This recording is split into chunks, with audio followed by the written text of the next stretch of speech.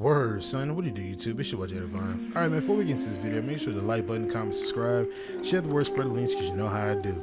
If you haven't already, when you hit the subscribe button, click the bell icon to be notified every time I upload. Without further ado, let's get into it. All right, man, so I got another gameplay, some footage in the background, man. I'm gonna let it play as we talk about what the task is at hand. Ladies and gentlemen, if you haven't already, man, make sure you sit back, chill, take a pee break, pause the video, get you some popcorn, because you know how I do. But I want to talk to y'all for a second about my experience with dealing with loot blitzers. All right, so basically, if you don't know what a loot blitz is, it's pretty much what it entails. I think it's in nickel 335, I think, and I think it's the zero blitz if I'm not mistaken. Like I said, I don't really know. I don't run it, but it's somewhere in the Kansas City Chiefs playbook, if I'm not mistaken. You can YouTube it, Google it later, whatever, but we're going to talk about loot blitzes for a second. And this video may or may not be too long, but let me just give you my experience with loot blitzes. So I have had a couple of games where I played against guys who loot blitz, and most of the time you could tell guys who are going to loot blitz because they'll come out in nickel 335, and when they come out, you'll see it. It's 3 on the line, and then there's 3 linebackers up top, right? Probably safeties if not. So they'll immediately start getting into position to start trying to run a loot blitz. Now, me personally, I haven't had too much of a problem with it because I run the ball. So with the guy that's, like I said, loot blitzing, which is most of the time the guy on the outside who's running around your tackle, if I'm not mistaken, or guard. I always get those two confused, but when he's running around the edge, he's running past all of that, and he's able to get around your blockers, and that's how to get the sack if you're playing, if you're passing the ball.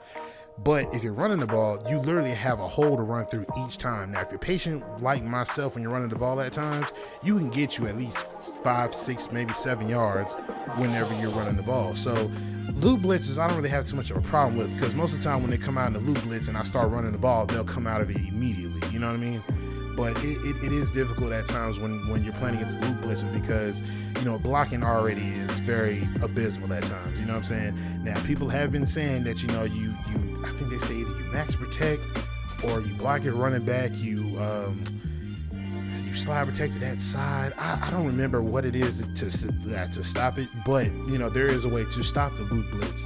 But, if you're somebody that's new and you're trying to get used to the game and you get confronted with that, it's gonna make you say, okay, well, damn, like, how do I stop this? This dude is just bringing relentless heat. How do I stop this? You know what I'm saying? So it's gonna make you throw your arms up for a second. You're like, hold on, how do I beat this? You know what I'm saying?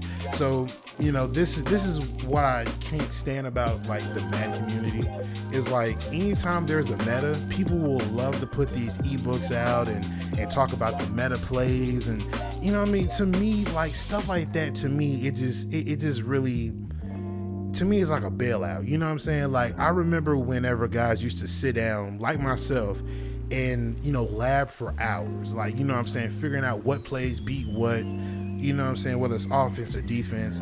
And anytime I see these things, it's just something that's a one and done play where it's supposed to stop everything. You know what I mean? So that's one of the things that I don't like about when I see these ebooks and these playbooks about, the meta plays and all this other stuff. Like, I can't stand it, because to me, it's just like, hey, you want to know how to play Madden? You want to be the best at Madden, and you don't want to spend all that time to learn how to play it? Watch this video.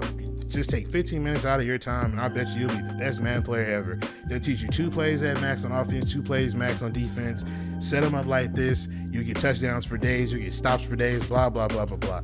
To me, it's corny. You know what I'm saying? That's why when people say, oh, yeah, this is the meta, I don't really like to follow the meta. Because to me, like I said, it's like a bailout. Everything else that you're running is getting pretty much ran through, and you resort to that because you know that works.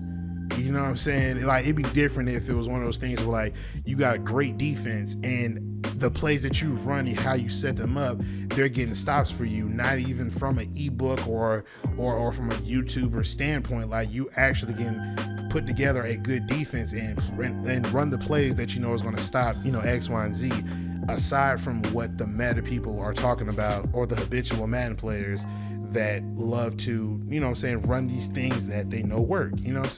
I can respect it more if you sprinkle that play in with what you normally would run and get stops with, versus it, you just running that only because you know that works and nothing else that you use don't work. You know what I mean? Hope I ain't confusing nobody, but that's just how I look at that. But my experience so far with loop blitzing, it hasn't been too bad because, like I said, I run the ball. But when I do pass, I do find myself having to roll out a lot to try to keep time or try to increase the time that I have to try to find somebody open.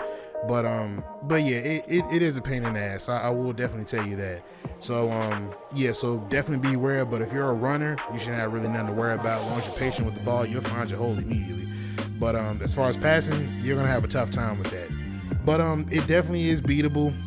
But if it's your first time, you are gonna be a little frustrated. So yeah, that loop blitzing is corny, it's trash, and I don't recommend it to nobody. If you use it only, especially use it only, you're a bum.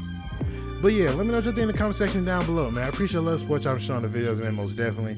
Make sure you hit the like button, comment, subscribe, share the word, spread the links, because you know how I do. But I'm going to get up out of here, man. It's your boy, Jay Divine, and I'm signing out. Peace.